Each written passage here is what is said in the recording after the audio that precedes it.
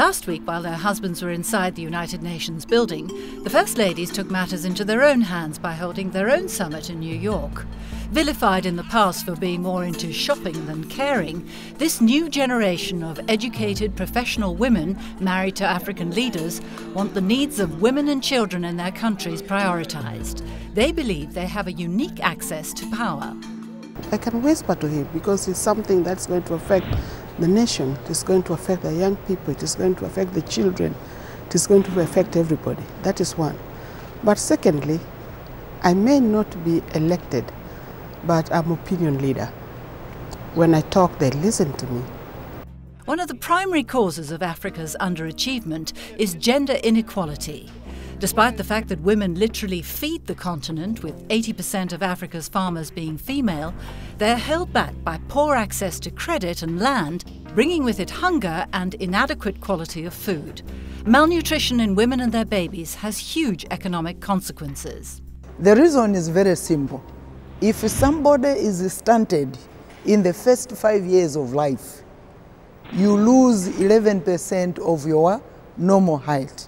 Your productivity is lost by another 1.1%. So for every 1% you are losing productivity by 1.1%. So that when you put that in monetary terms, every year somebody is stunted, productivity you lose about 270 million US dollars per year. Around 1 billion people worldwide are affected by malnutrition, 2/3 of them women and girls, and it kills 3.5 million children every single year. There are calls now for world leaders to put nutrition at the heart of development. It's estimated that malnutrition costs a nation, on average, up to 3% of GDP, with some countries in Africa losing as much as 6%. There are calls to target pregnant women and then their babies in the first crucial 1,000 days of the child's life, and the solutions are relatively inexpensive. Change requires that we focus on combination of interventions, improving exclusive breastfeeding rates, support for infant and young child feeding, and fortification of basic staples, edible oils, and condiments are all part of this improvement. Malawi was at crisis point when it decided to address the issue. It's now on the way to meeting the United Nations Millennium Development Goals on poverty and hunger, and its First Lady is not just content for the world to sit back and make all the right noises. The developed roadmap on scaling up nutrition, with nutrition being at the heart of the MDGs, will be achieved by 2015 in Malawi. Malawi is therefore calling upon the global to walk the talk and not to superficially place nutrition as a word in documents without action. That view was echoed by Lesotho's First Lady. The problem on the continent has not been availability of plans and programs, but lack of implementation.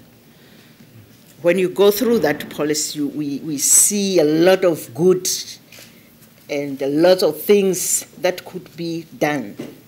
But all these beautiful policies are always locked up in the big offices. So if we want to develop any of these ideas in the policies in nutrition, I think our best target should be the grassroots. Timing is critical. Africa has enormous untapped potential. It could achieve stunning economic growth, but only if its huge young population is healthy. And the mothers of the nations are determined to make that happen.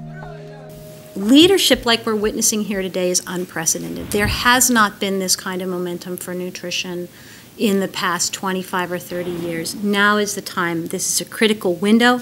Africa's potential for exploitation has not gone unnoticed. Outside parties are keen to obtain land for cash crops for export and the production of biofuels. It could have severe consequences for the women subsistence farmers.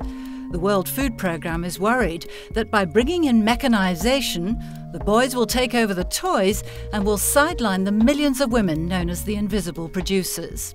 I think it's important that in seeking the solutions, we join the dots. I think we know what the solutions are for various groups of people, but we apply these solutions separately. And food production, in Africa in particular, 80% of the food consumed is produced by women. So if we don't talk about agriculture development and emphasize food production, we're going to marginalize women and limit their access to food for their families. The World Food Programme sees women as the secret weapon to making a difference in economies hobbled by poor nutrition. As the First Lady of Kenya puts it, a healthy mother, a healthy child, and then a healthy nation. I really think it's important that we empower women because they're the most important people. They bring lives into this world, and there's no need for a woman to die giving birth. And to all the First Ladies, I think you are the most important people because you have a great platform to be nudging your husbands at night. Africa's leaders would be well advised to listen to their wives. Rural African women farmers are starting to press for a higher profile to match their role as main producers of the continent's food. And they're organising themselves into a formidable political and social movement. In future, they could be the key to turning a country from a basket case into a breadbasket.